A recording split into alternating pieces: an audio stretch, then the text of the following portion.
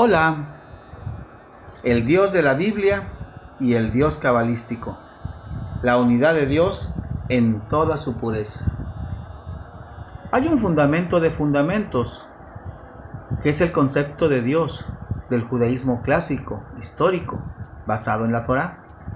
Concepto que, de acuerdo al testimonio de Rabbeinu Abraham, hijo de Rambán, en su obra Las Guerras de Hashem, era la fe de las primeras autoridades que incluyen, entre otros, a los Yonim de las Yeshivot de Babilonia, como el Rab Sadia Gaón, Rab Chaim Gaón, Rab Shamuel ben Ofni Gaón, así como a sabios del calibre de Rabbeinu Nissim, el autor del libro de los misterios, Rabbeinu Hananel, Rabbeinu Isaac Alfonsí, Rabbeinu Yosef ben Megas y Rabbeinu Ahía y ben Pekuda. También incluyen, entre otros, al Rabino Yehudá Halevi, Rambán, su hijo Rabbeinu Abraham y sus muchos contemporáneos, sabios del este y del oeste, demasiados numerosos para enumerarlos a todos. Este fundamento dice que Dios es el único ser absoluto preexistente eternamente. La existencia absoluta, trascendente, sin comparación posible, la absoluta unidad incorpórea a la que no hay otra unidad en el universo que sea similar. Dios no tiene composición o pluralidad, objetiva o conceptualmente. Uno, desde cualquier punto de vista y con cualquier prueba con la que se examine, los accidentes, es decir, cualidades, atributos, relaciones, circunstancias que se aplican a los seres corporales, no son aplicables a Dios. La combinación separación, lugar-espacio, dimensión, tiempo, principio, fin, cambio, todo esto no es aplicable a Dios. Él trasciende a todo esto. Dios está más allá de toda descripción posible. Él trasciende cualquier atributo, cualidad o característica que se le pueda atribuir. No hay similitud alguna entre Él y las criaturas que Él ha creado. La existencia, vida, poder, conocimiento y voluntad, cuando se aplica a Dios, no tiene el mismo significado que cuando se aplican a nosotros. Y la diferencia no solo es una diferencia de grado. Su ser es absolutamente simple, es decir, libre de combinación o composición. Nada se le puede añadir. Cualquier atributo que se encuentre en las Escrituras son atributos de sus acciones. Por ejemplo, un acto misericordioso, o se deben entender como negaciones de su imperfección. Por ejemplo, fuerte significa que no es débil. Cualquier pasaje de la Escritura que parezca no estar de acuerdo con lo anterior es metafórico. Citando al Rab Sadia Gaón, el extremo carácter abstracto del concepto del Creador, Dios, es su verdadera naturaleza. También el concepto del Creador, Dios, es más recóndito que lo más recóndito, más abstracto que lo más abstracto, más sutil que lo más sutil, más profundo que lo más profundo, más sublime que lo más sublime. Dios no es una sustancia. Él no es como el fuego, o el aire, o el espacio. Creó todo esto y no se puede comparar con nada de lo que ha creado. Largo y ancho, división y combinación son todos inaplicables a Él. Cita de la obra Emunot Be'edot del Rab Sadia Gaón. Los cristianos trinitarios alegan que existen dentro de Él, Dios, distinciones, es decir, distintas características, con el resultado de que un atributo no es idéntico al otro. Es equivalente a que ellos digan que Él, Dios, es realmente un ser físico. Porque cualquier cosa que posee distinción dentro de sí mismo es incuestionablemente un ser físico. Rab Sadia Gaón, Emunot Bedot, 2:5. La única alternativa sería considerar que cada atributo fuese una entidad espiritual coexistente con las demás. Esto sería politeísmo. Véase Guías de los Perplejos 1:58. La Shejinah, o la gloria del Señor, se refiere a la luz especialmente producida, creada para propósitos revelacionales. De la misma manera, la apariencia divina percibida por los profetas fue una apariencia especialmente producida para el propósito de la visión, solo para el propósito de la revelación profética. Sin embargo, en realidad, objetivamente, Dios no tiene forma. La forma mencionada en las Escrituras es meramente visional. Existe solo en la visión profética, o como el producto creado, específico para la luz de esa revelación. Por lo tanto, como enfatiza Rabenu Bahía ben Pacuda, Jabot Halevabot 1:10. Debemos conocer a Dios a través de contemplar los rastros de su actividad. Se dan testimonio de su existencia, no a través de contemplar su ser, su esencia, que está más allá de toda contemplación. Cuando lo hemos sacado a Él de nuestra imaginación y sentidos, como si Él no existiera, y lo encontramos en sus rastros de su actividad como si no se retirara de nosotros, hemos conseguido el conocimiento máximo de Dios al alcance de los seres humanos.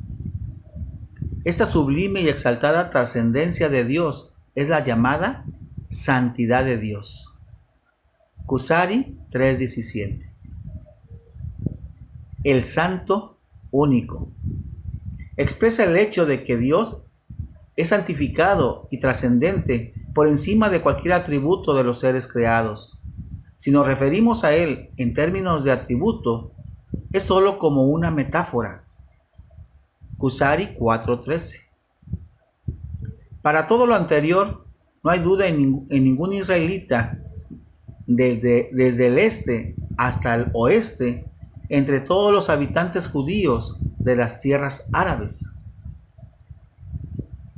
Rabbeinu Abraham ben Ramban, en su libro Las Guerras de Shem, cualquiera que disiesta de este exaltado, sublime y trascendente concepto de la santidad de Dios y atribuya semejanza, forma o lugar, espacio, o cualquier otro atributo propio de entidades creadas a Dios, el Creador, tal disidente es un hereje sectario y no tiene parte en el mundo venidero. Rabbeinu Abraham ben Ramban y Bit. Semejante opinión herética es una forma de Avodat Zará, idolatría, y Bit. Ahora supongamos que en las generaciones subsiguientes un concepto heterodoxo de Dios se hiciese popular, alejándose radicalmente del concepto clásico, ortodoxo, de las primeras autoridades descritas allá arriba.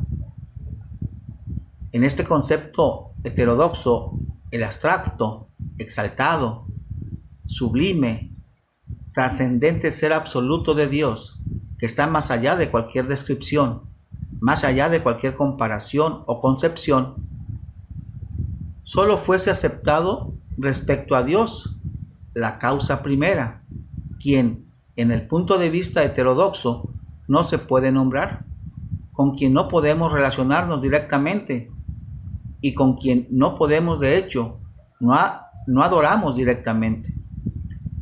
Solo después de un complejo proceso de emanaciones de esta causa primera, en un cierto número de atributos divinos son emanados. No son creados ni parte de la creación como los ángeles, son más bien emanaciones de la divinidad. Estas emanaciones de atributos divinos no son metafóricas, son hipostasis, es decir, se consideran como entidades existentes, objetivas. Aún más, están organizadas en configuraciones.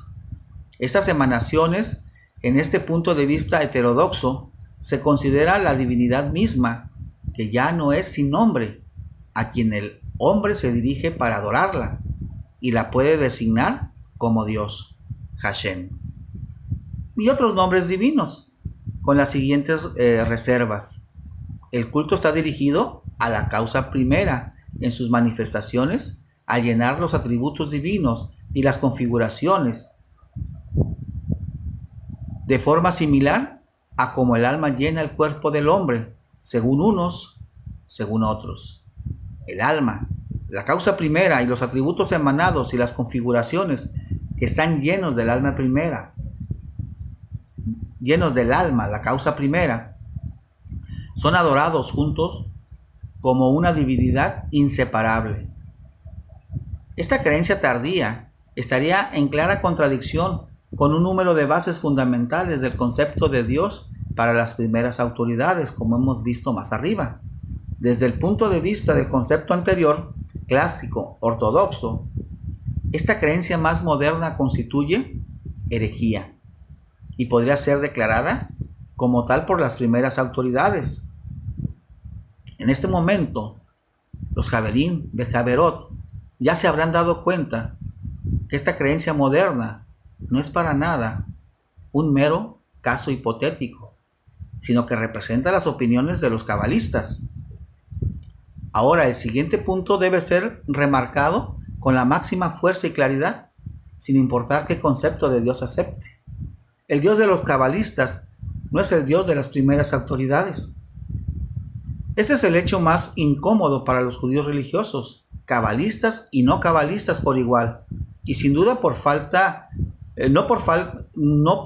faltan apologías para comentar e intentar soterrar las diferencias. Sin embargo, para los no apologéticos permanecen incontestables por mucho que nos perturbe el hecho de sus profundas implicaciones históricas. El cabalista ya tiene preparada su solución para esta dificultad histórica. Reclama que la concepción cabalista era desconocida, excepto para unos pocos. ¿No le parece extraño que los principales Geonim de Babilonia y sus numerosos discípulos nombrados anteriormente, todos autoridades talmúdicas del primer rango, líderes del judaísmo talmúdico, que constituyeron las autoridades primeras más tempranas del pueblo de Israel, tenían un concepto incorrecto de Dios, del Dios de Israel? Más aún, el punto de vista cabalístico se ha generalizado en las generaciones posteriores a las primeras autoridades y ha sido aceptado, por lo menos en teoría, por una mayoría del pueblo de Israel y sus líderes de la Torá.